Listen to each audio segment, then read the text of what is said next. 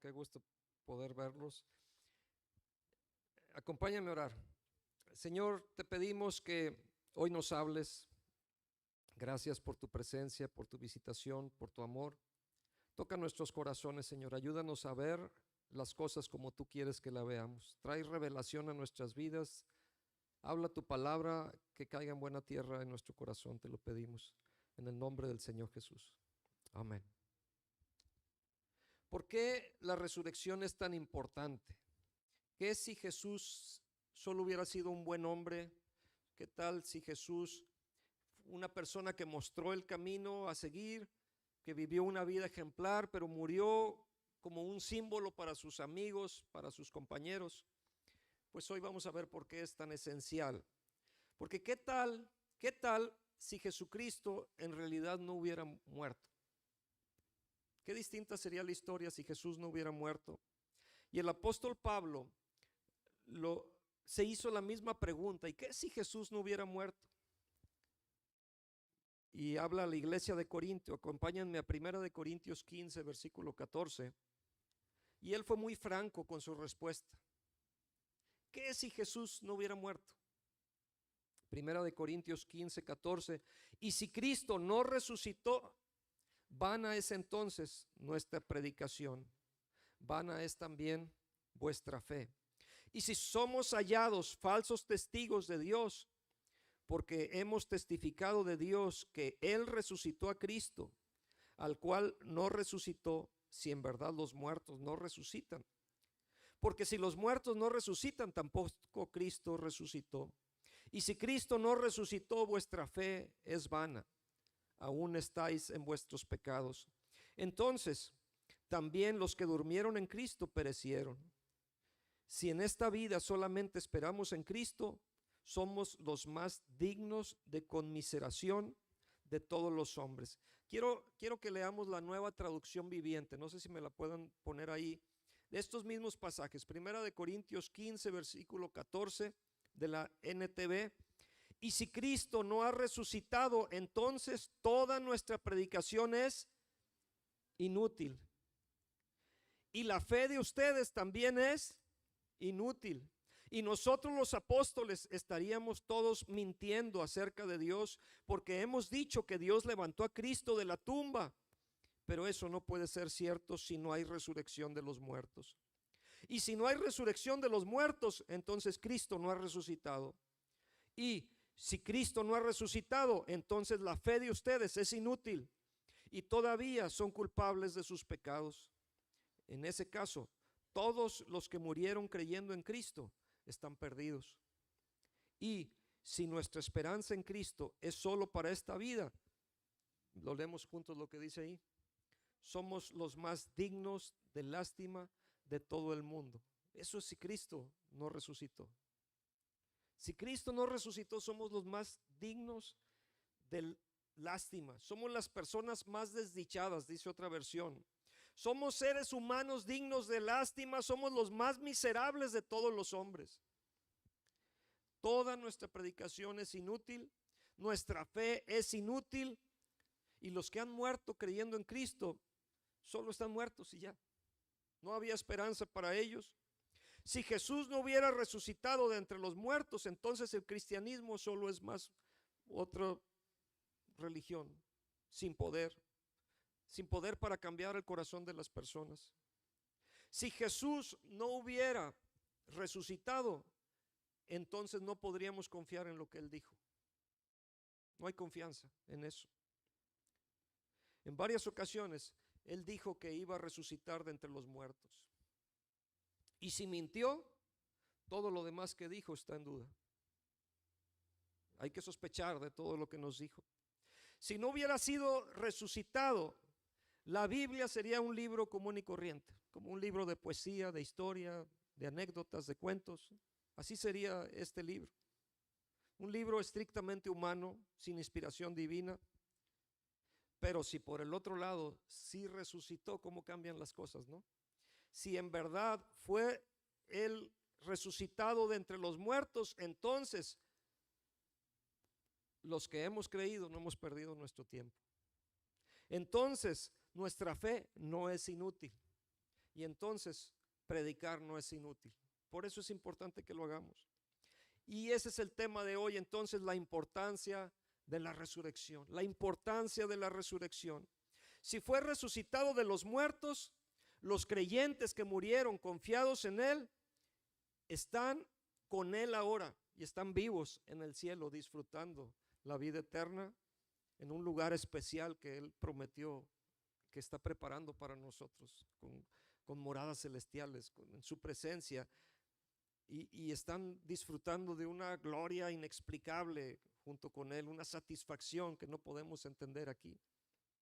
Si fue resucitado de los muertos, entonces Jesús es el Hijo de Dios y no es un hombre común. Si fue resucitado, el cristianismo no es solo una religión. Es más, como dice él, la iglesia somos el cuerpo de Cristo. Somos su cuerpo y Él viene a morar y habitar entre nosotros. Si fue resucitado, como Él dijo, podemos creer lo que Él dijo. Es confiable. Y si Él está vivo, entonces la Biblia es más que una pizca de historia, de poesía, de cuentos. De hecho, es la palabra de Dios. Este es el pensamiento de Dios. Estos son los mandamientos de Dios. Esto es lo que está dicho por Dios. Y podemos confiar en Él. Primera de Corintios 15:20 de la NTV. Primera de Corintios 15:20. Pero lo cierto, ¿lo podemos leer esto? Si me lo ponen, Primera de Corintios 15:20. Pero lo cierto es que Cristo sí resucitó de los muertos. Él es el primer fruto de una gran cosecha, el primero de todos los que murieron. Jesús está vivo. Y el hecho de que ha resucitado es la prueba suprema de que todo lo que Él vino a cumplir se ha cumplido. Esa es la prueba. Todo lo que Él vino a cumplir, consumado es. Es hecho.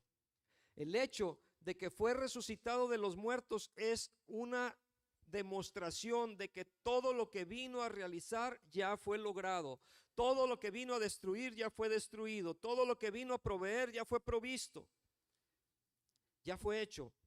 Y la prueba fue su resurrección. Entonces hay tres cosas que quiero hablarles hoy. Tres cosas que el Señor Jesús hizo. En primer lugar, todo lo que Él vino a cumplir fue cumplido. Segundo, todo lo que vino a destruir quedó destruido. Y tercero, todo lo que Él vino a proveer está provisto ya. Cumplido, número uno. A ver, ayúdenme. Número uno, cumplido. Dos, destruido. Tres, provisto. Y vamos a ver cada uno de ellos. Empezando, todo lo que vino a cumplir ya fue cumplido. Y se los muestro en las propias palabras de Jesús. Mateo 5:17 de la Reina Valera. Mateo 5:17. No penséis que he venido para abrogar la ley o los profetas. No he venido para abrogar, sino para eso vino, para cumplir. Él vino para cumplir. Él vino para cumplir. Él vino a cumplir la ley. Él vino a cumplir los mandamientos de Dios. Él vino a cumplir los requerimientos de Dios que estaban establecidos, que los encontramos en la ley. Y hay algo que nadie jamás pudo haber cumplido, pero Jesús vino a cumplirlo. Anteriormente o después nadie pudo cumplirlo, sino Jesús. Nadie jamás lo logró. Y de hecho el libro de Romanos y el libro de los Gálatas, ahí vemos que el apóstol Pablo dijo que la ley fue dada para revelar nuestra naturaleza pecaminosa. Entonces tiene dos propósitos la ley. El primero de los propósitos de la ley es para mostrarnos que hay algo inherente en nosotros y que no podemos arreglarlo solos. Queremos hacer lo correcto, pero no lo logramos hacer nunca. Por más que nos esforcemos, por más ganas que le eches, por más que te prepares, no logras ni logro hacer lo correcto. Y la ley viene a mostrarme eso, que yo soy incapaz de cumplir la ley. Dices, oye, entonces ¿para qué me dieron la ley? Bueno, ese es uno de los propósitos de la ley. La mayoría o todos nosotros no vivimos de acuerdo a los estándares de Dios. Y la mayoría de nosotros ni siquiera logramos alcanzar los estándares de nosotros. Estamos tan lejos de los estándares de Dios que ni siquiera nuestros propios estándares logramos cumplir. Y la ley entonces apunta a nuestra pecaminosidad. Me muestra que estoy podrido por dentro. Esto hace la ley. Y es algo que yo no puedo arreglar de ninguna forma por más que me esfuerce. Ningún esfuerzo humano va a lograr cambiar eso. En Romanos 3:19 nos dice, pero sabemos que todo lo que la ley dice, lo dice a los que están bajo la ley, para que toda boca se cierre y todo el mundo quede bajo el juicio de Dios. La NTV, que hoy la traigo de moda porque estamos viendo muchos pasajes de la NTV, dice, obviamente la ley se aplica a quienes fue entregada, porque su propósito es evitar que la gente tenga excusas y demostrar que todo el mundo es culpable delante de Dios. Esto viene a demostrarme la ley. Esto me viene a señalar. Ante el ente de Dios, todos somos culpables. Ahora eso, tal vez para algunos que reconozcan eso, piensen y digan, bueno, pues me conozco, no puedo lograrlo, no estoy a la medida, no puedo vivir bien la vida como un creyente, y yo no voy a ser hipócrita. Y entonces se alejan de Dios porque dicen, pues no lo puedo lograr.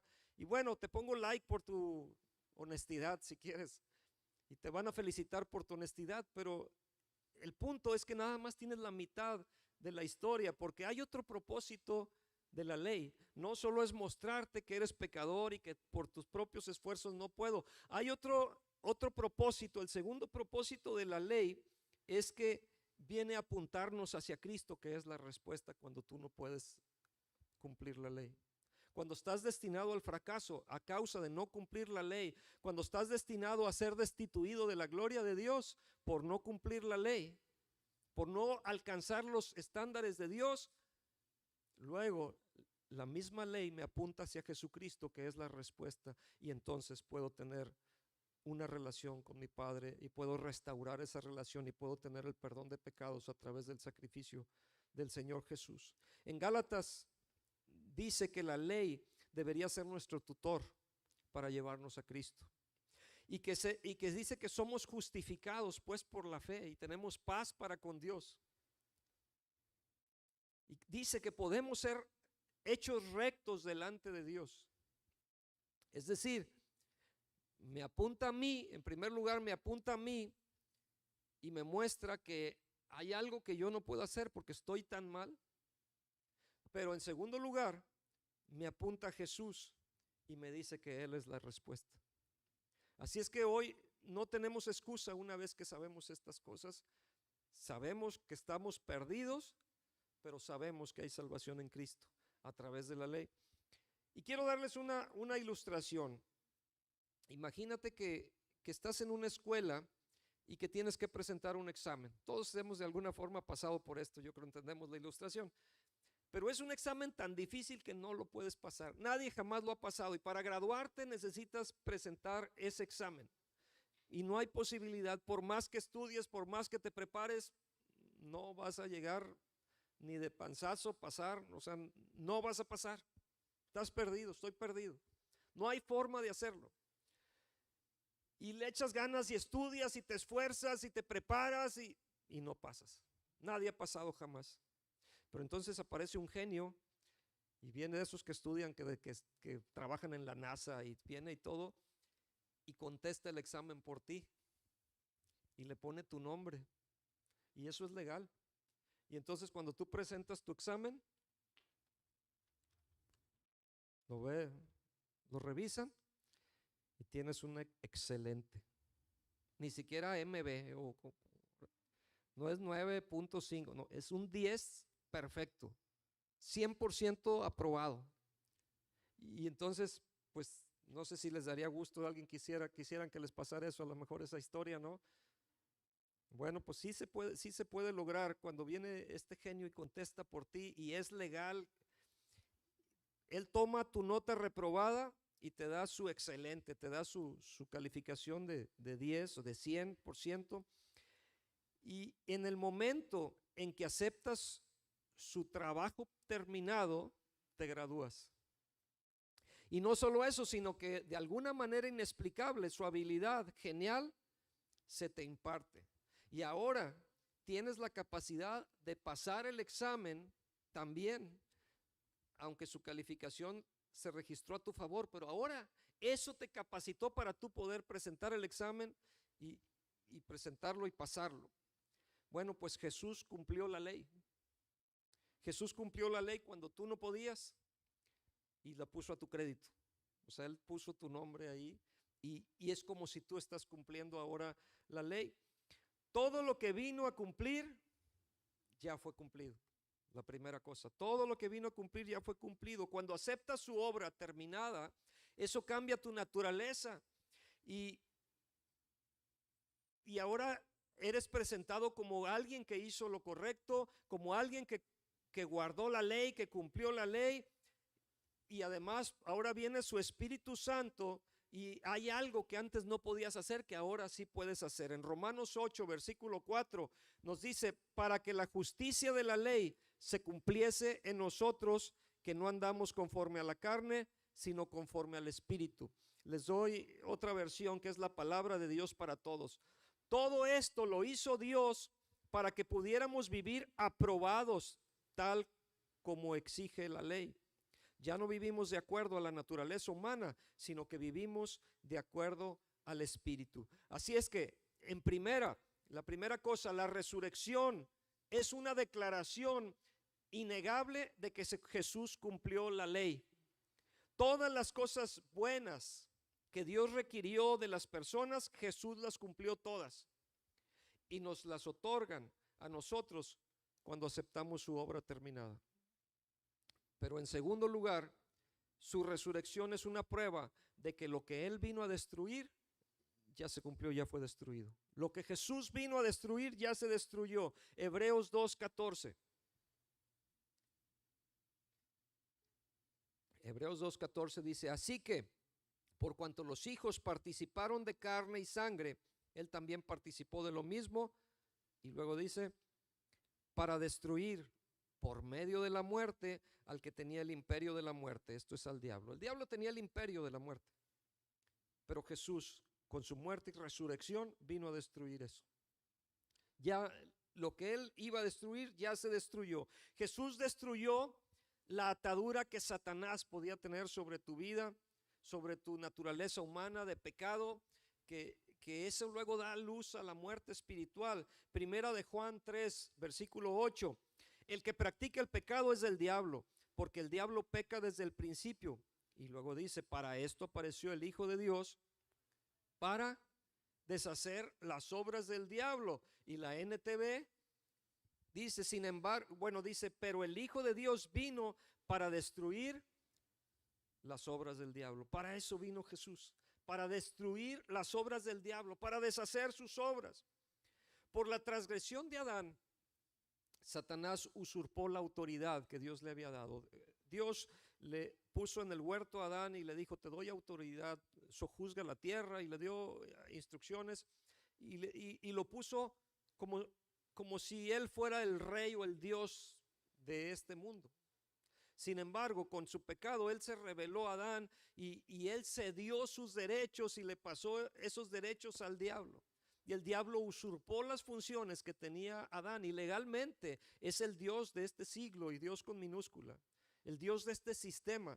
Sin embargo, cuando vino Jesús, Él vino a quitarle lo que le había robado a Adán y vino a destruir esa autoridad. El que tenía la autoridad de la muerte se le fue quitada.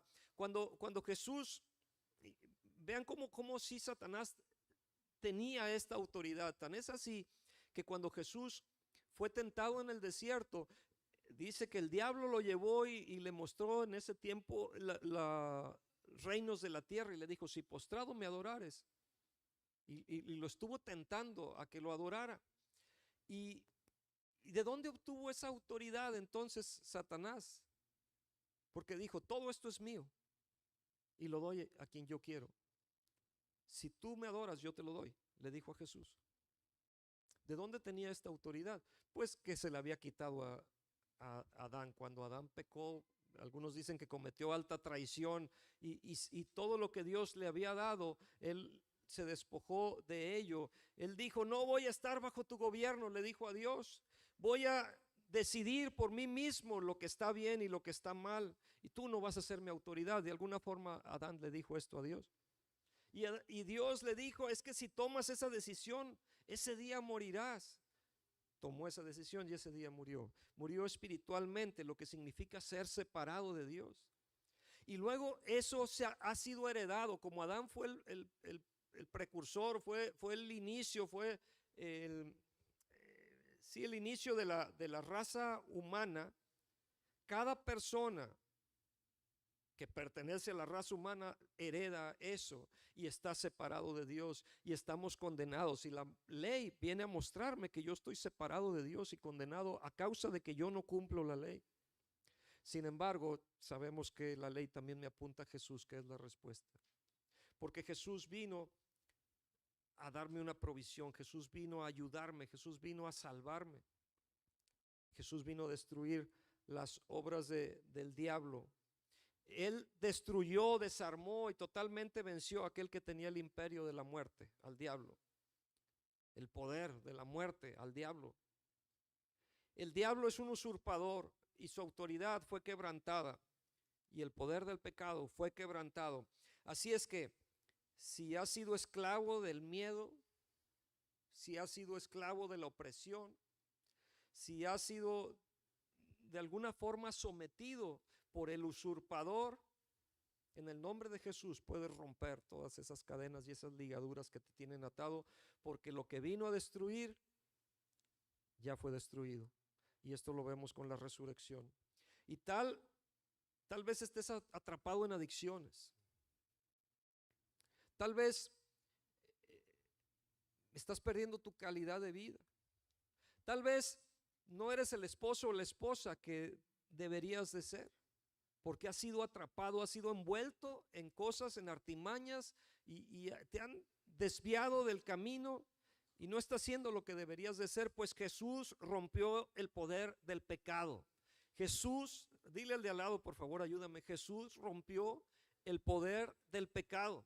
Jesús rompió el poder del pecado.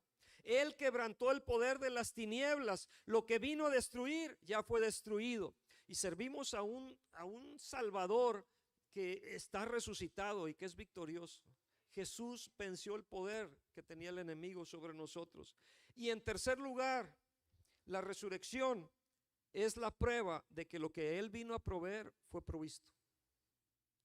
Jesús dijo estas palabras en Juan 10:10. El ladrón no viene sino para hurtar y matar y destruir. Yo he venido para que tengan vida y para que la tengan en abundancia.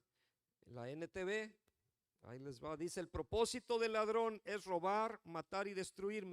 Mi propósito es darles, porque Él es un proveedor.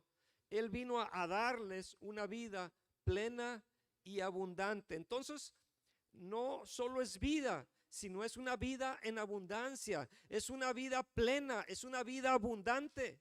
Eso es lo que te está otorgando Jesús y su resurrección muestra que ya fue provisto.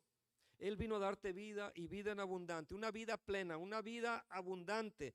Y muchos han adoptado la idea de que si entregan su vida a Jesucristo, tendrán una vida apretada, patética, aburrida, pequeña, descolorida. Y dice: no, ya te hiciste cristiano. No, hombre.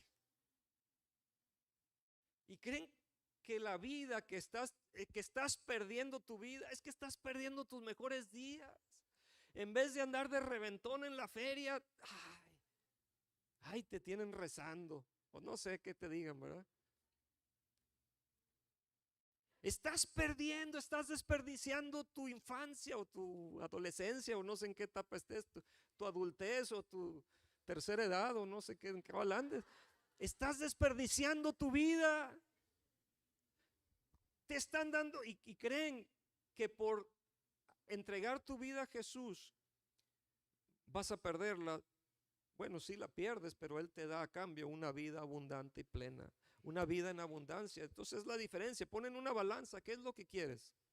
Lo que te ofrece el mundo, lo que te ofrece Dios. ¿Qué valdrá la pena realmente?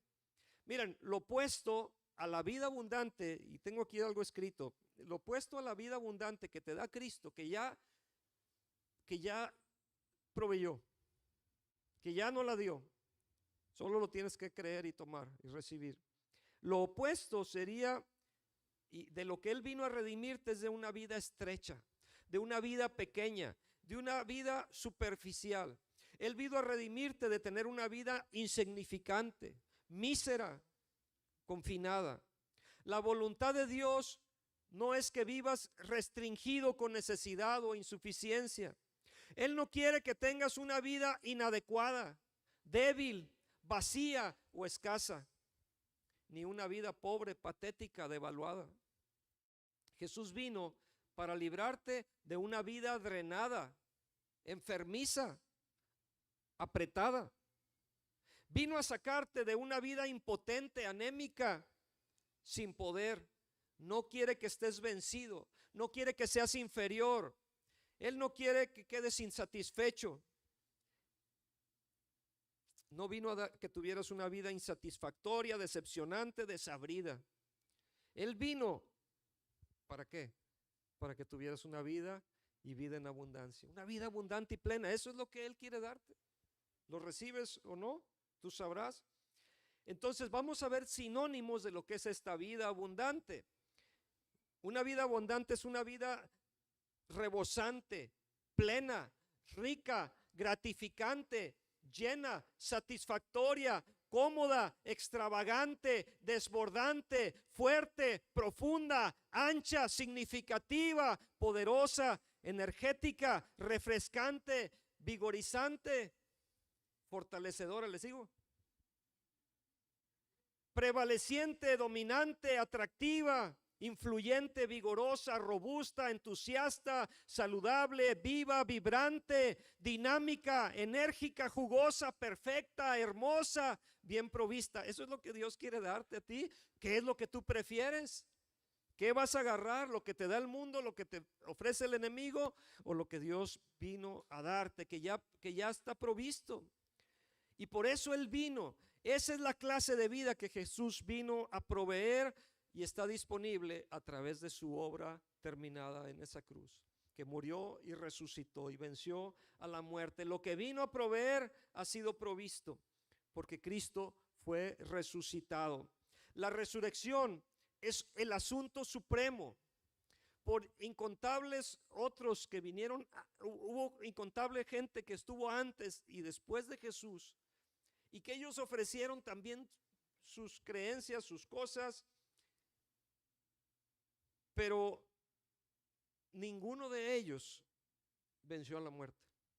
Todas esas personas quedaron en una tumba, quedaron atrapados en la tumba, pero la tumba no pudo contener a nuestro Señor, nuestro Salvador Jesucristo, porque Él resucitó y está a la diestra del Padre ahora intercediendo por ti. Ninguno de ellos ha vuelto de los muertos. Nuestro Señor sí lo hizo. Él resucitó.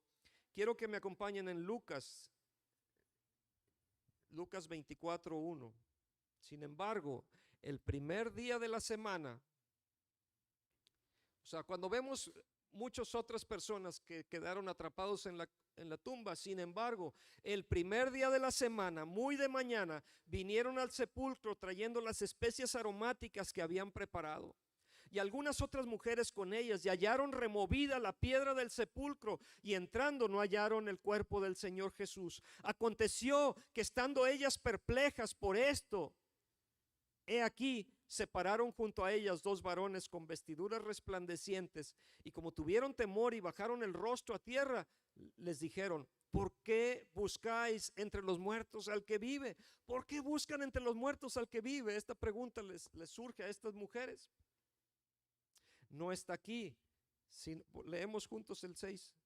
No está aquí, sino que ha resucitado. Acordaos de lo que os habló cuando aún estaba en Galilea, diciendo: es necesario que el Hijo del Hombre sea entregado en manos de hombres pecadores, y que sea crucificado y resucite al tercer día. Él lo dijo y Él lo cumplió. Se cumplió su palabra, se cumplió lo que dijo. Entonces podemos creer. Si Él resucitó, podemos creer todo lo que Él nos dijo. No está en duda lo que Él dijo.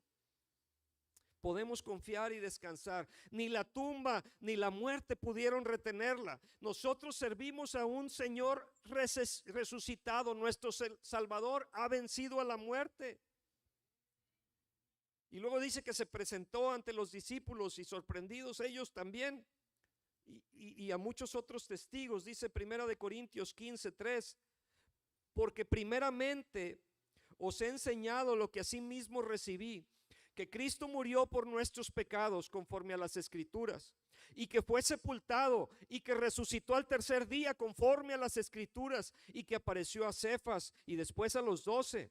Después apareció a más de 500 hermanos a la vez, de los cuales muchos viven aún y otros ya duermen. Después apareció a Jacobo, después a todos los apóstoles, y al último de todos, como a un abortivo, me apareció a mí, dice Pablo.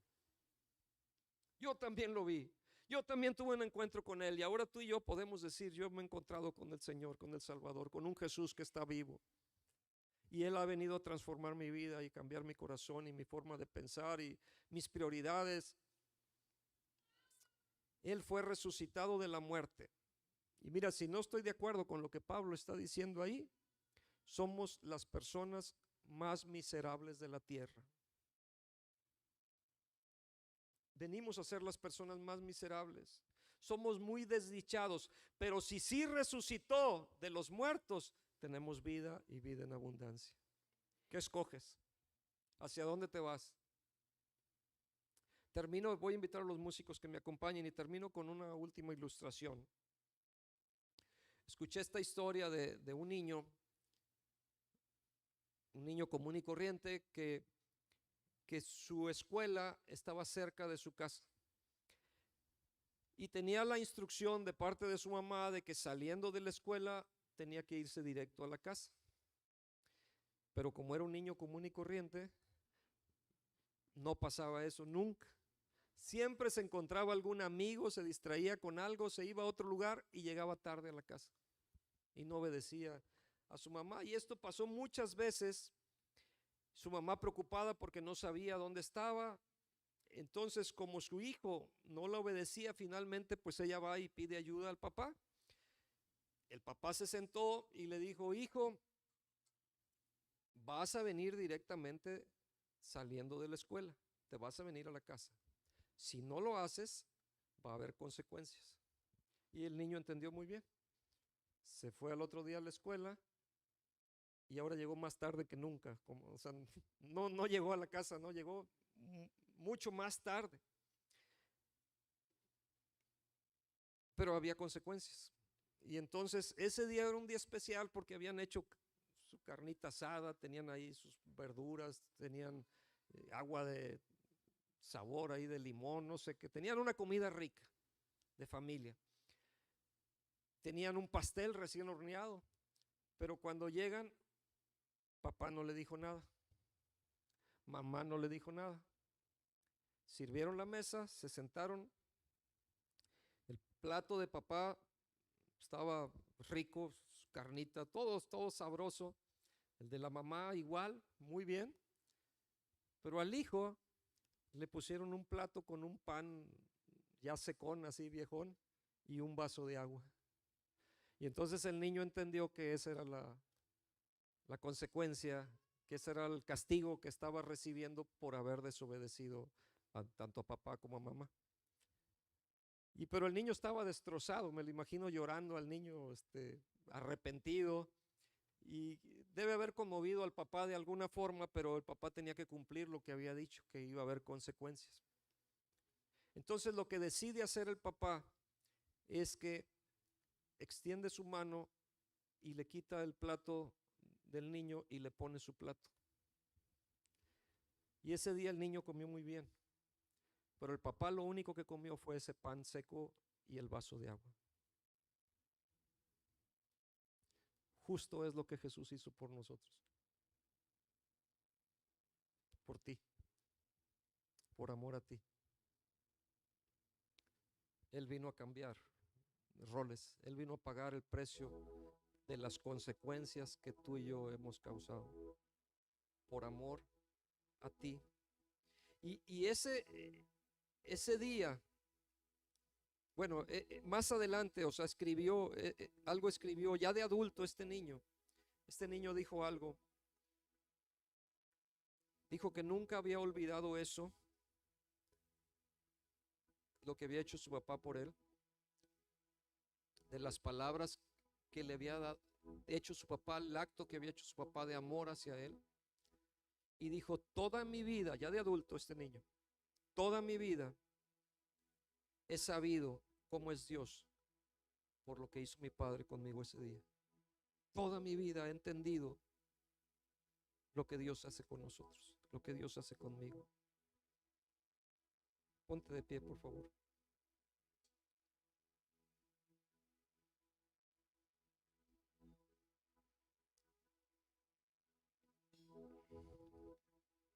Eso es justo lo que Cristo hizo por nosotros.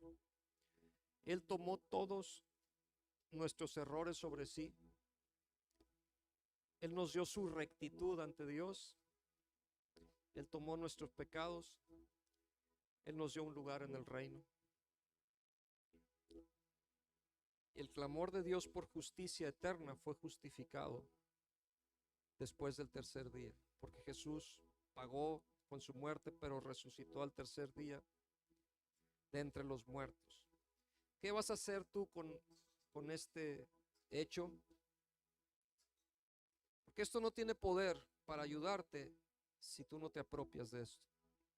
Romanos 10:9 nos da dos instrucciones claras, precisas, sencillas, que tú y yo tenemos que hacer. Romanos 10 dice que si confesares con tu boca, esa es la primera, que si confesares con tu boca, ¿qué? Que Jesús es el Señor. La primera, tienes que confesar con tu boca y decir, Jesús, tú eres mi Señor. Y la segunda, si creyeres en tu corazón que Dios le levantó de los muertos, entonces serás salvo. Porque con la boca, con el corazón se cree para justicia, pero con la boca se confiesa para salvación. Si se trata de tener vida abundante, que esta vida comienza cuando tú aceptas a Jesús como tu Señor y crees en tu corazón que Dios le levantó de los muertos. Así es como inicia esta vida abundante que Él nos viene a dar. Señor significa ser jefe, y jefe es patrón, es dueño, es el que manda, es Señor. Jesús, si Jesús es tu Señor, Jesús es tu jefe. Tú le rindes cuentas a Él. Tú le debes todo a Él. Tú haces todo para Él porque Él es el jefe, Él es el Señor. Sometes, significa que sometes tu corazón a Él, que elegiste a Él y decides voluntariamente morir a tus propios derechos de vida independiente y dices, Jesús, si en verdad hiciste esto por mí, si tomaste mi pecado, si colgaste en esa cruz por mí, si resucitaste al tercer día de entre los muertos, yo te doy mi vida a ti. Habrá alguien que diga esto, yo quiero darte mi vida. Si tú hiciste eso por mí, yo quiero darte mi vida a ti. Yo quiero dártela, Señor. Y cuando humillas tu vida de esa manera y le dices sí a Él, viene el Espíritu Santo también y te abraza y te llena, y luego puedes lograr hacer cosas que antes no podías hacer. Te capacita el Espíritu Santo y ya no eres tú tratando de ser mejor, sino que Él se encarga de que tú des fruto porque estás pegado a la vid, como la rama pegada, ya sale el fruto automáticamente, empieza a brotar todo esto. Cierra tus ojos y vamos a hacer una oración y vamos a orar. Y en este día que celebramos la resurrección de Cristo, qué mejor momento. Si Él entregó su vida por ti, qué mejor momento para que tú entregues tu vida a Él. Si te es posible, levanta tus manos al cielo, así con los ojos cerrados, y vamos a hacer una oración de entrega. Señor, te damos tantas gracias por este día. Queremos exaltarte y adorarte y rendirnos a ti totalmente, Señor. Gracias, Señor, por la oportunidad de vida que tú nos das, Señor. Gracias por haber pagado nuestros precios, el precio de nuestro pecado. Gracias por venir a rescatarnos de nuestras culpas, de las consecuencias que nosotros hemos causado. Tu ley nos hace ver que somos indignos, incapaces de cumplir los mismos estándares establecidos por ti. Ni nuestros estándares cumplimos, muchas veces menos los tuyos, Señor, que son más altos. Pero también tu ley nos apunta a Jesucristo, quien es nuestro Señor, nuestro Rey, nuestro libertador, nuestro Salvador. Hoy confesamos que Jesús, tú eres nuestro Señor. Repite conmigo: Señor Jesús, te confieso como mi Salvador, como mi Rey, como mi Señor. Te entrego mi vida, me doy a ti, renuncio a mis derechos y acepto tu voluntad. Sé mi Señor, sé mi Rey, sé mi Salvador. Gracias por pagar un precio para rescatarme y salvarme. Gracias, Señor, porque en tu muerte y resurrección puedo ver que se ha cumplido